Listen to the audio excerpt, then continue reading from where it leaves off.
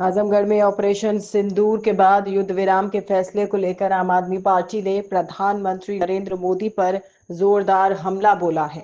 बुधवार को पार्टी कार्यकर्ताओं ने सैदवारा फ्लाईओवर पर ह्यूमन बैनर के जरिए प्रदर्शन कर मोदी सरकार के खिलाफ जमकर नारेबाजी की। आप नेताओं ने आरोप लगाया कि पीओके वापस लेने का सुनहरा मौका था, लेकिन प्रधानमंत्री ने अमेरिकी राष्ट्रपति डोनाल्ड ट्रंप के दबाव में आकर सीज फायर कर दिया, जो देशवासियों के साथ धोखा है। जिलाध्यक्ष रविंद्र यादव ने कहा, देश एकजुट था, विपक्ष भी सरकार के साथ था, फिर भी बिना जीत के युद्ध विराम क्यों?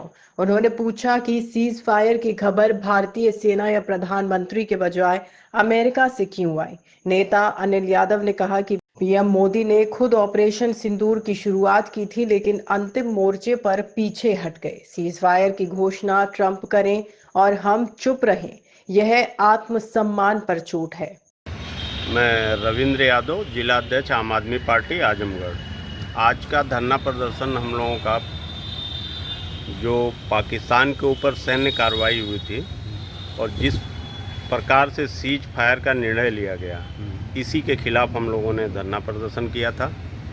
और 22 तारीख को हमला हुआ था आतंकवादियों के द्वारा और 23 तारीख को ऑल पार्टी की मीटिंग बुलाई गई थी और सभी पार्टियों के नेता उस मीटिंग में मौजूद थे, लेकिन देश के प्रधानमंत्री उस मीटिंग से गायब थे और पता चला वो बिहार की रैली संबोधित करने गए हुए हैं।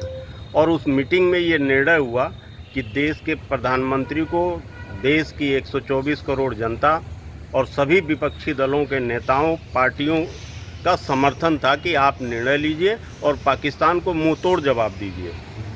और इस मीटिंग के बाद लगभग 10 दिन बाद पाकिस्तान के ऊपर कार्रवाई हुई।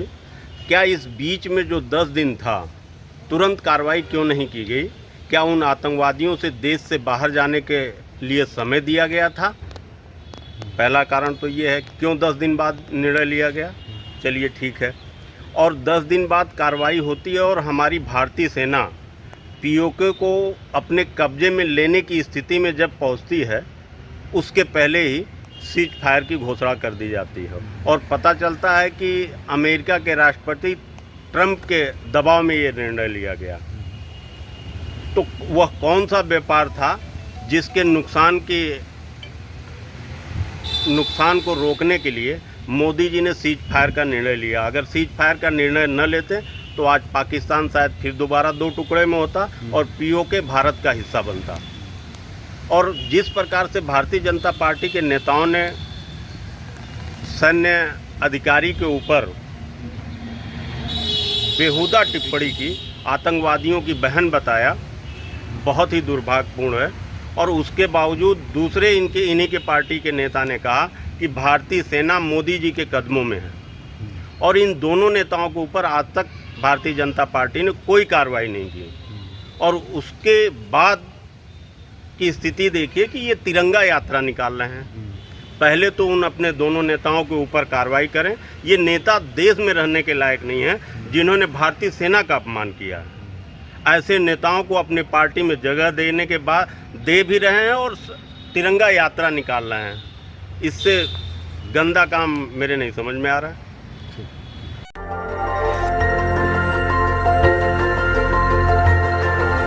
देखते रहिए डीवी भारती समाचार, नजर हर खबर पर।